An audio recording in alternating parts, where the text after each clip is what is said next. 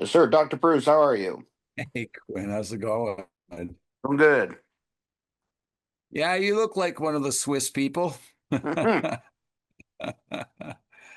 Is that what you heard about this therapy? Was it the Swiss conference or was it someplace else? I actually heard about this therapy actually from James Waslaski. Oh, yeah? Yeah, he came to Arizona last year for one of his courses, and then the one person who really got me to like fully invest was Benny Vaughn. Oh, Benny. You know Yeah, Benny too? yeah. I took his life mastery program, so I trained under him, and the one thing that he really emphasized was especially using scar release that when it's fully applied on top of other therapies that we use that it gets permanent results. And I said that's all I had to hear. I'm like sold. Like that's all I had to hear. So Right. I went like a madman getting both units, the scar release course, the vagus nerve attachments. I've got both straps for the concussion course. I'm taking that right now. So yeah, Really? yeah. So I'm fully like dove in. Awesome. So if you don't mind me asking, what's your background if you don't, Quinn? It's Quinn, right? Yes, sir. What is your background, sir? Well, I got a bachelor's in exercise science from Black Hill State University in Spearfish, South Dakota. Yes, sir. Uh, and then went to massage school at the Arizona School of Massage Therapy in 2013. So I've been Okay. licensed since 2017 or 2013 September, and been practicing ever since. So you're essentially jumped into the sports a long time ago. You're Oh yeah, obviously a pretty big boy, so you look like a bit of a gym rat, as we call them in that sense. a little bit. A little bit. So you've been using this for about a year and a half, you said there, Quinn? Um, well, for dolphins, I actually started this year. So I got Okay. my units in February, and then that's when Yes, I sir. started taking the scar release course, and I believe I got certified in April, and then just Mhm. been going, just practicing that on everybody that I can think of, even my parents, because my parents are in their 70s and they have scars from over 20 years ago. Of And course. then when I sent the before and after photos for the scar course, that was one of them was my dad who had his supraspinatus repaired, and he never got that taken care of. So I worked Right. on him a couple times, and he definitely felt it was a kind of like a culture shock for him at the beginning because he was like, "Wow, why is my shoulder kind of feeling weird?" And then about 48 hours later, then he was like, "Yep, now I can feel the full difference in the movement." Yeah, it takes a day or two to sort of wiggle Mm-hmm. its way through your system, I find. We even saw that with science. So, you've been practicing therapy for quite some time, well over 10 years. What changes did you see when you integrated the dolphin into your practice with your The clients? big, well, the big one is everything I start off with is with Dolphin. Like the first thing I do as soon as I meet a new client, especially right now, I'm working with baseball players. And the Right. first thing I ask them is, do you have any scars? Do you have surgical scars, scar tissue buildup from partially torn ligaments, broken bones? That's the first thing I ask them. And I never thought of that before. And then when they say no, then I kind of do a scan of the body, and then I see a scar from something that has nothing to do with athletics. And I say, "Oh, you have the scar right there." And they're like, "Yeah, that was from like my childhood." And I'm like, "Okay, let me clean that That out." happens a lot.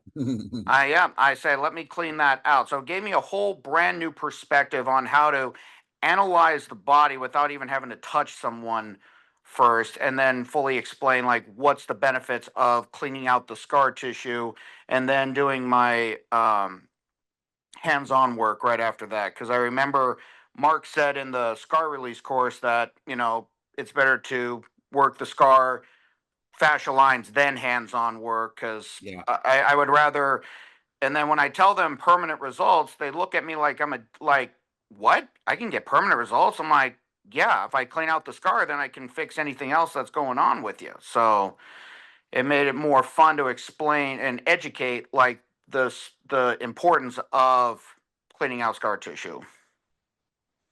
James was speaking in Toronto a year or two ago, and at the master class, and he said, um, unless you regulate the nervous system and treat the scars, he goes, what we're teaching you uh, will not last.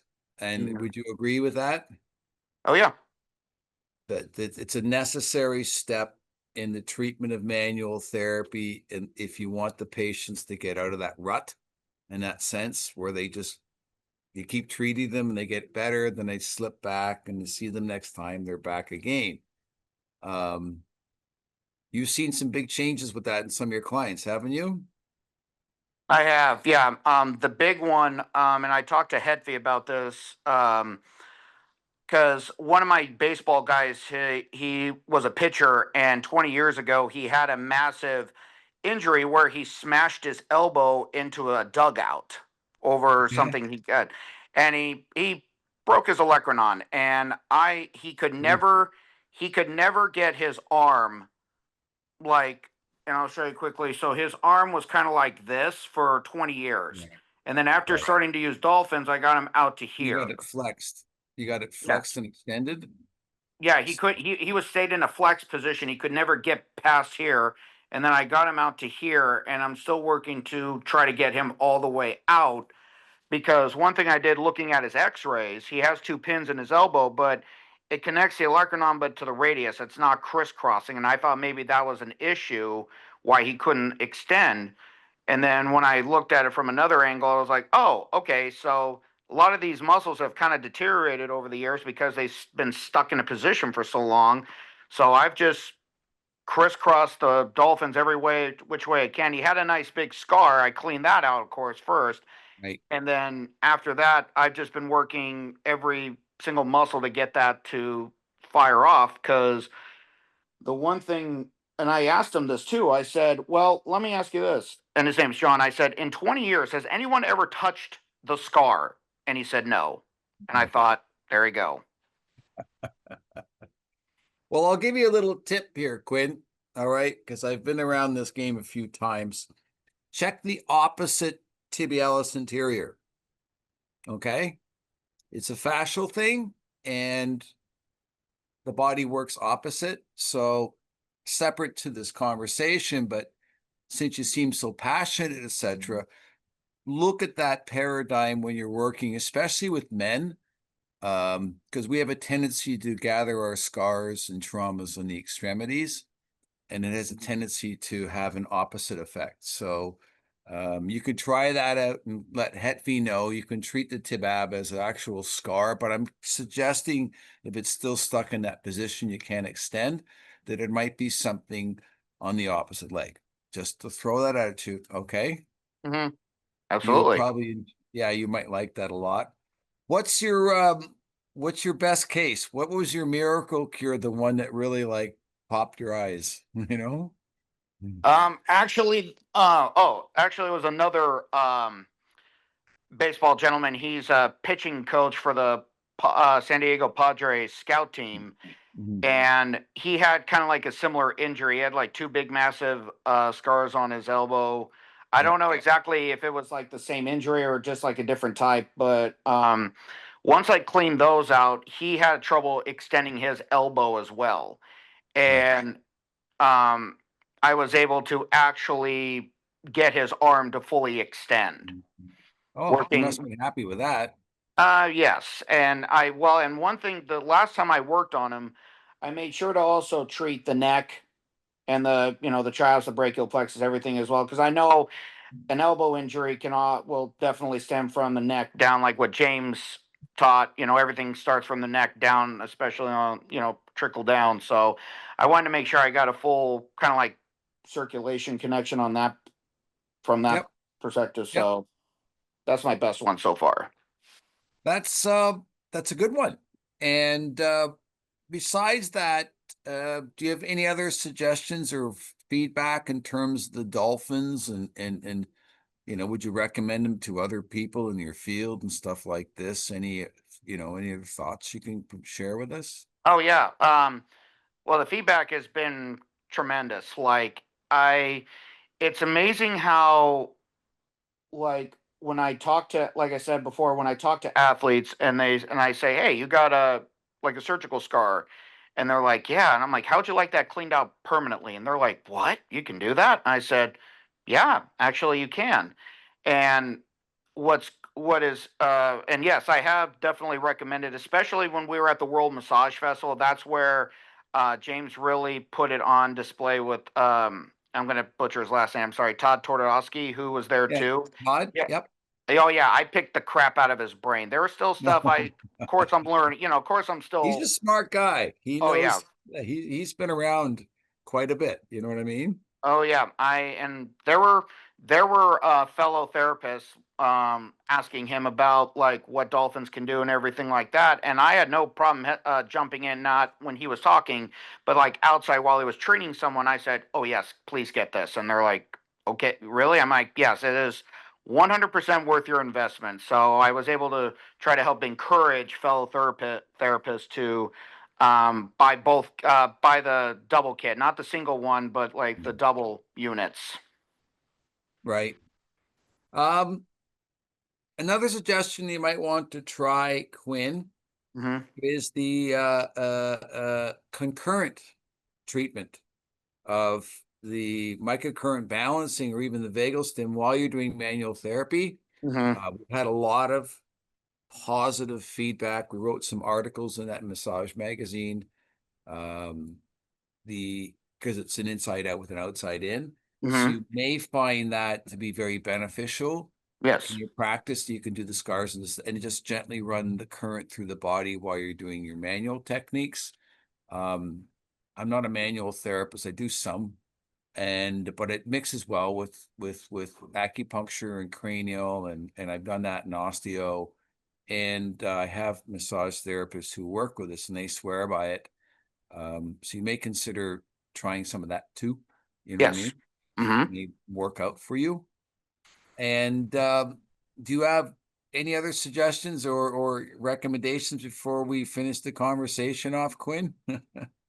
Honestly, Dr. Bruce, no. The course, especially the concussion course, Right. everything's been so very well detailed, laid out, the videos, the slides, everything. I've no complaints whatsoever. It's been. You're happy with the online courses? That's very good. We put a lot of effort trying to make them better for you guys. Um, Oh yeah, and it's so convenient too because I tried to access the videos on my iPhone, and I was informed that it's better to do it on a Chromebook, of course, or a laptop. Luckily, I found my Chromebook, so I was able to access everything on my Chromebook. So I was able to watch everything on there. And then I bought this not too long ago. I brought my nice little skull that has ah, actually the sutures painted in. So when yep. I watch, I can actually trace the sutures when I'm taking like when I'm practicing everything. And it's so cool because acupressure was not my strongest subject in massage school. It was very well taught, but I just didn't put that together with sports medicine. And taking this course made it so much more Right. of a challenge, a great challenge to be like, okay, now I can actually put this together. I think you're going to have a lot of fun with this concussion stuff. The protocol we provide there is the only protocol I've ever seen that actually works on concussed patients. You seem like a pretty smart guy. I'm going to give you some further direction if you're interested. Yes. If you're working on athletes and patients who are concussed, treat the body first. Treat the body and the scars Mhm. first, and then go to the head. It's a same with mental health. We don't ever treat the head first. It's too active. And the reason they got concussed probably is because they got the traumas and the scars in the body. So in that order, if you would to, you know what I mean? And Yeah. And that's the type of one you'd want to get a video on for sure, because some of these patients, they, you know, they're just so happy to get their brain back in that sense. There's not much there out there to help them. So yeah, I encourage you to do that, and certainly treat the body first and then the head. But I've had spectacular outcomes, not just for concussions, but for a lot of brain disorders, and which is obviously pretty relevant. But in your world, obviously, it's the sports stuff that's going to work out well with you. Well, and that would help with my mom too, because she had a really nasty fall when I was in middle school. And she's had TMJD for years. And what's interesting is when I tested the sphenoid release on myself, I noticed how my jaw was able to move nice back and forth without one side being more stuck than the other. And I know that would help her out as well because we have a little bit of family history of Alzheimer's, and Right. so I thought and she and my parents live in Wyoming. Like I live in Arizona full time, but they come for snowbirds. When they come back down, I'll use Right. that on her so she and any scars, of course, that she has still, and I'll work that on her head because then I think that'll give her a little bit more ease of mind because I know she freaks out about it. I mean, she's 72, and she's still sharp as a tack, but I know that still probably still freaks her out. So I know that would be something very beneficial for her. Yeah, if you need any suggestions with that, you just let us know, Quinn. Mhm. Um, okay, so well, listen, I really appreciate your time. I'm glad you're really, really liking this, and then it's changing your little world and the people around you. Um, anything to add before we finish this interview or Zoom? Not really. I mean, I'm definitely ready. Once I get everything squared around, I'm gonna get both levels of the pelvic floor so I can really really help treat like pelvis, spine, and cranial for to really amplify. And I've got the a new grounding wire so I can use the extension probe, both extension probes for the concussion protocol as well. You'll be happy with that. Well, I thank you so much for your time, Quinn. You have a wonderful day, and thank you for sharing with that. Okay. You too, Dr. Bruce. Thank you. Thank you. Mhm. Bye.